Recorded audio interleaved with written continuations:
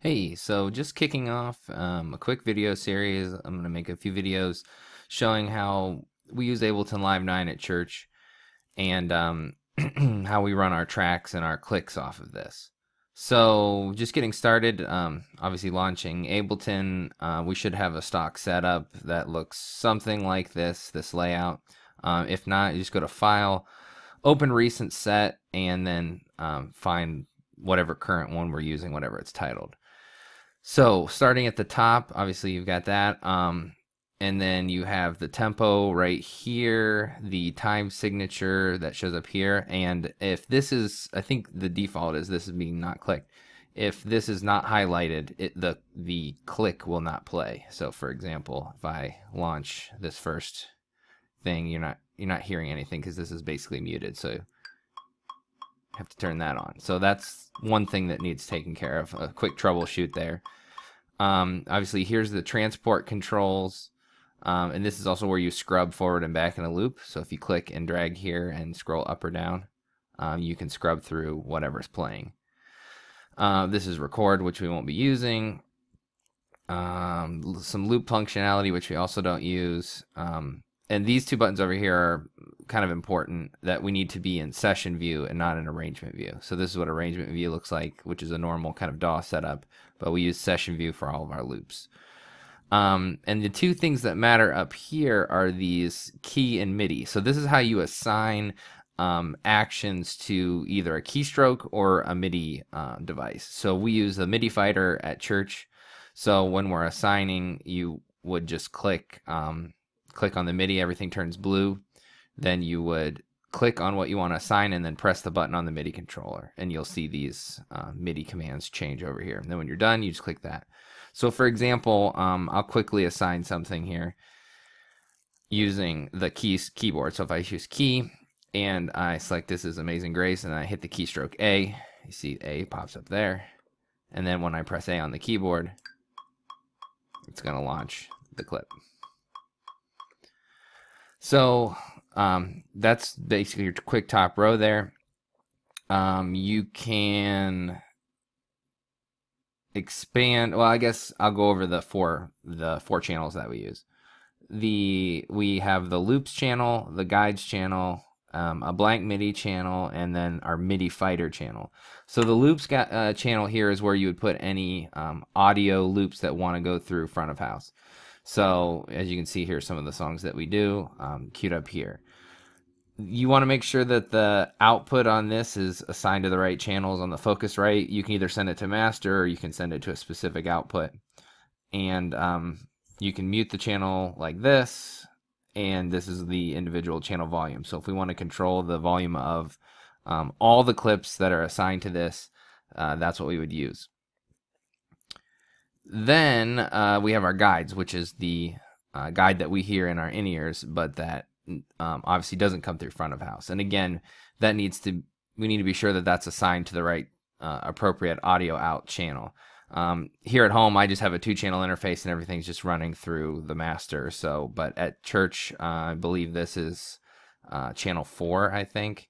So this would be selected to Focusrite channel 4 instead of master. This blank MIDI channel here is used for songs that we have multiple clicks or multiple tempos to in one song. So in here I actually have a MIDI note that launches the next clip. So that's how I tricked it into having two tempos. And for that to work, we also need to have this loop MIDI program open as well. So make sure that's open along with Ableton if we are doing Oceans or any other song that has some kind of automated clip launching outside of a single launch point. Obviously, these don't have a volume or anything because they're just MIDI. These are just commands. And then the MIDI fighter channel, this is what sends the visual click data and the lighting data to the MIDI fighter. So based on the coding that's in these MIDI tracks, it tells the MIDI fighter what to light up and how often, so like quarter notes.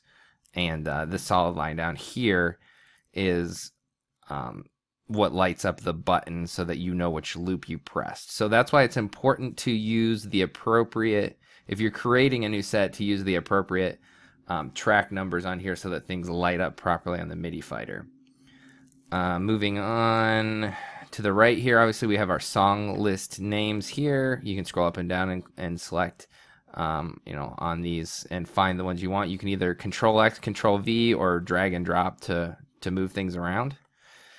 And another important point is you always want to launch everything from over here, because if we launch from over here, it will launch everything in this row. So that's going to launch the MIDI fighter track, the loop, and the guide. So for example, if we had Great and Mighty King dialed up and I launched this, click starts right away, and you can see these are all playing. 2, 3, 4. So everything's working properly. If I launch from over here, I'm only launching the loop in this case, or only the guide. 2, 3, 4. So that's kind of important too. Well, of course that time it didn't do it, but I think if you select over here and then hang on. There we go. Now it's only launching this. And the other problem is it doesn't launch the tempo change either, so you can hear it sped up, because the tempo change is built into these lists over here, so that it automatically changes the metronome and the time signature appropriately. So you always want to launch from over here. And then moving down here at the bottom, the Q out is the channel that the click will be playing through. So again, make sure that's assigned properly at church. The master out is going to be everything that's assigned to these master outs over here for running it that way. So again, making sure that's in the right channel. And this is the master output of the DAW. And then this here actually controls the volume of the click. So these little arrows are how you expand and collapse certain things. Expanding over here is how we get into any loops. Everything should be saved under worship loops. So if something else is selected, just select user library, expand worship loops, and then it should be in here. Then to add a loop, we would just click this and drag and drop into the appropriate bucket. So that's how we would add loops and cues. If audio is not working for some reason, make sure that everything is assigned to the proper channel. If for some reason the interface got bumped or disconnected, go into Options, Preferences, and make sure that the audio device and driver is properly selected. It's ASIO and the Focusrite USB audio driver. Also, if for some reason we have 4 output interface at church, if all 4 outputs are not showing up in your listing here, make sure you go into output configuration, and there'll be more options, and make sure they're all highlighted and turned on appropriately. So those are just some of the common problems in the basic setup.